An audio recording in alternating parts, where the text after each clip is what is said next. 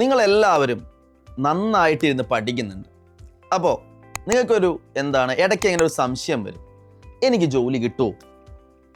Central government എക്സാമിന് ഞാൻ നന്നായിട്ട് ഹാർഡ് വർക്ക് ചെയ്യുന്നുണ്ട്, പ്രിപ്പയർ ചെയ്യുന്നുണ്ട്, പക്ഷേ എനിക്ക് സക്സസ്ഫുൾ ആവാൻ പറ്റുമോ? അങ്ങനെയുള്ള എല്ലാവരുടെയും കുറച്ച് സംശയങ്ങൾ തീർക്കാം. കുറച്ച് കാര്യങ്ങൾ നിങ്ങൾ ചെയ്യുന്നുണ്ടെങ്കിൽ, നിങ്ങളിൽ ഉണ്ടെങ്കിൽ നിങ്ങൾക്ക് തീർച്ചയായിട്ടും എന്ത് ചെയ്യാൻ പറ്റും? സക്സസ്ഫുൾ ആവാൻ പറ്റും. സക്സസ് ആയിട്ടുള്ള നമ്മളുടെ സ്റ്റുഡൻസിൽ നിന്നും, സക്സസ്ഫുൾ ആയിട്ടുള്ള ആൾക്കാരിൽ നിന്നും നമ്മൾ മനസ്സിലാക്കിയ കുറച്ച് കാര്യങ്ങളാണ് ഇപ്പോൾ ഞാൻ നിങ്ങളായിട്ട് ഷെയർ ചെയ്യുന്നത്.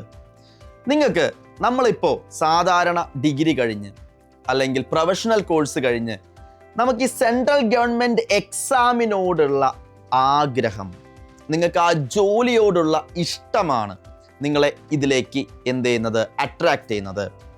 പ്രധാനമായിട്ടും നിങ്ങൾ ഒരു SSC ആസ്പിരൻ്റ് ആണെങ്കിൽ, നിങ്ങൾ CBI ഇൻസ്പെക്ടർ എന്നുള്ള പോസ്റ്റിലേക്കാണ് ആഗ്രഹിക്കുന്നതെങ്കിൽ, CBI ജോലിയാണെന്നുണ്ടെങ്കിൽ, അത് റിലേറ്റഡ് ആയിട്ടുള്ള സിനിമകൾ നിങ്ങൾ കാണുന്നുണ്ടെങ്കിൽ, നിങ്ങൾ ബാങ്ക് ജോലിയാണ് ആഗ്രഹിക്കുന്നതെങ്കിൽ, ബാങ്കിൽ പോകുമ്പോൾ ആ ഒരു മാനേജറുടെ പോസ്റ്റ് അല്ലെങ്കിൽ ആ ചെയർ കാണുമ്പോൾ നിങ്ങൾക്ക് അതിയായ ആഗ്രഹം നിങ്ങളിൽ ഉണ്ടെങ്കിൽ, ഒരു റെയിൽവേ ജോലിയാണ് ആഗ്രഹിക്കുന്നതെങ്കിൽ, ഒരു റെയിൽവേ സ്റ്റേഷനിൽ പോകുമ്പോൾ നിങ്ങൾക്ക് വളരെയധികം സന്തോഷവും ആ ജോലി എനിക്ക് വേണമെന്ന് നിങ്ങൾ ആഗ്രഹിക്കുന്നുണ്ടെങ്കിൽ, തീർച്ചയായിട്ടും നിങ്ങൾക്ക് അതിനുള്ള പൊട്ടൻഷ്യൽ ഉണ്ട്.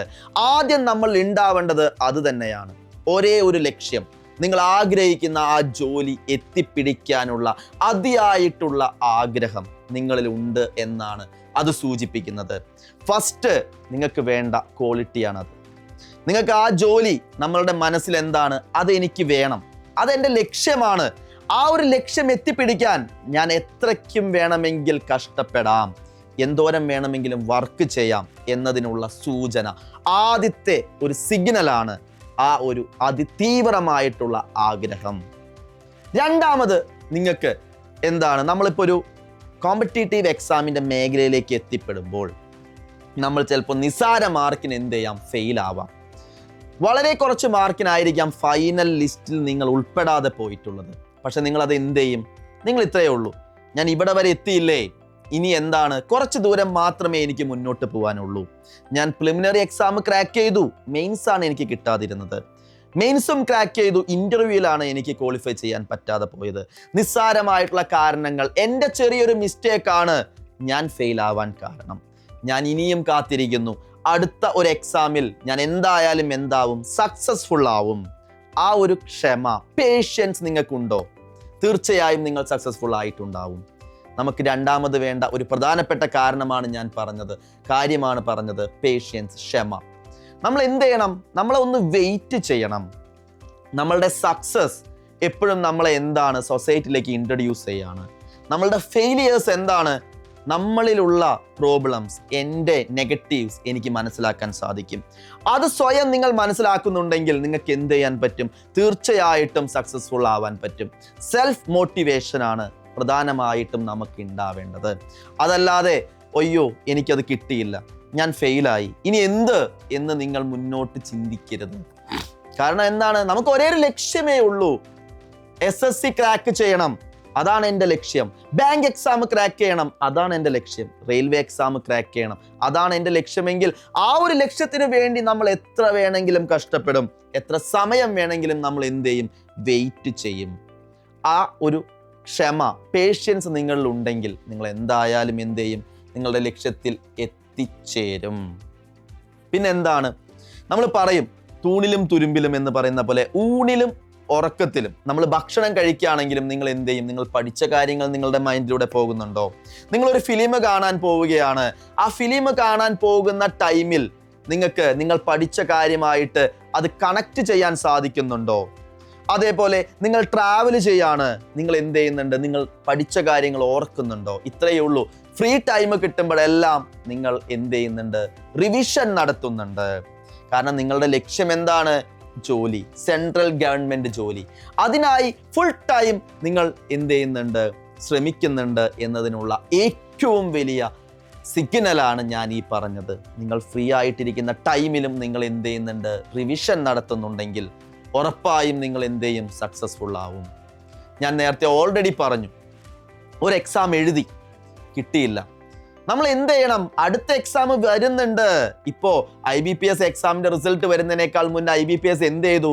നെക്സ്റ്റ് കലണ്ടർ റിലീസ് ചെയ്തിട്ടുണ്ട്, SSC കലണ്ടർ റിലീസ് ചെയ്തിട്ടുണ്ട്, railway exams back to back വരുന്നുണ്ട്.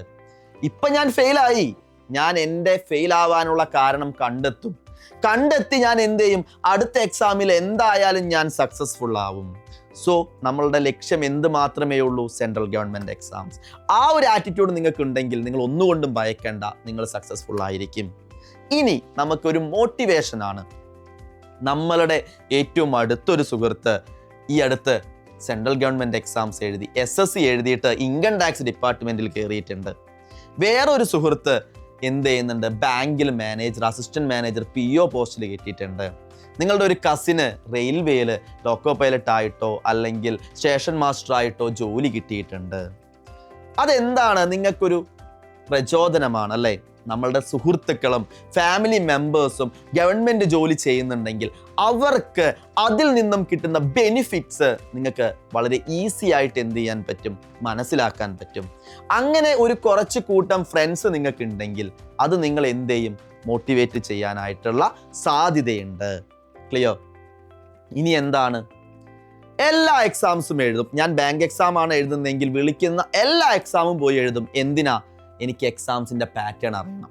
എനിക്ക് എക്സാംസിൻ്റെ പാറ്റേൺ അറിഞ്ഞാൽ ഞാൻ ആഗ്രഹിക്കുന്ന എക്സാം വളരെ ഈസി ആയിട്ട് എനിക്ക് എഴുതാൻ പറ്റും. നമ്മൾ ഒരുപാട് മോക്ക് ടെസ്റ്റുകൾ ചെയ്യുന്നുണ്ട്. അപ്പോൾ ഡയറക്റ്റ് ആയിട്ട് IBPS നടത്തുന്ന എക്സാംസുകളെല്ലാം ഞാൻ പോയി എഴുതും. SSC നടത്തുന്ന എല്ലാ എക്സാമും ഞാൻ എഴുതും. റെയിൽവേ നടത്തുന്ന എല്ലാ എക്സാമും ഞാൻ എഴുതും. കാരണം എന്താണ്?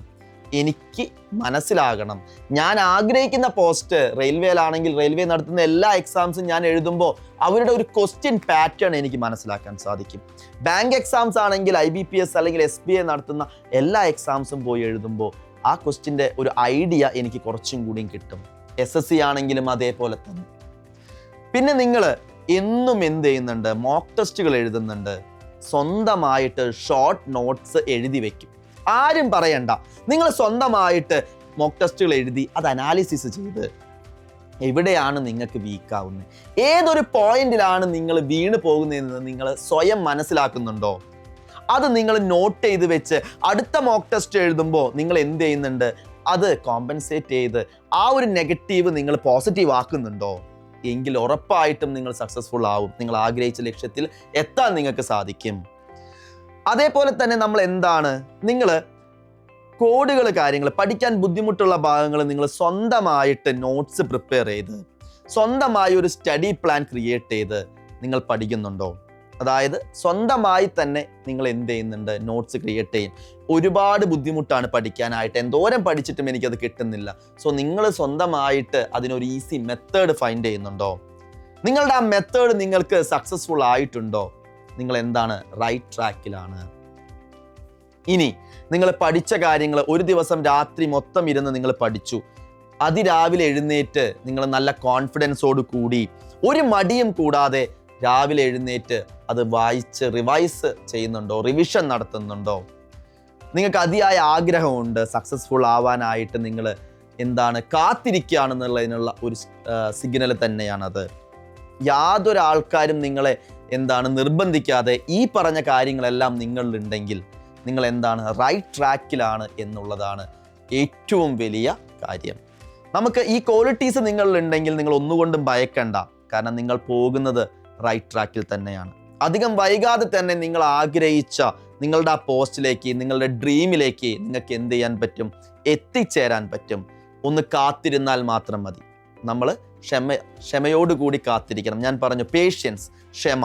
നിങ്ങളെ ഡിമോട്ടിവേറ്റ് ചെയ്യാനായിട്ട് ഒരുപാട് കാര്യങ്ങളുണ്ടാവും. നിങ്ങളുടെ ചുറ്റും ഒരുപാട് കാര്യങ്ങൾ നിങ്ങൾക്ക് കേൾക്കേണ്ടി വരും.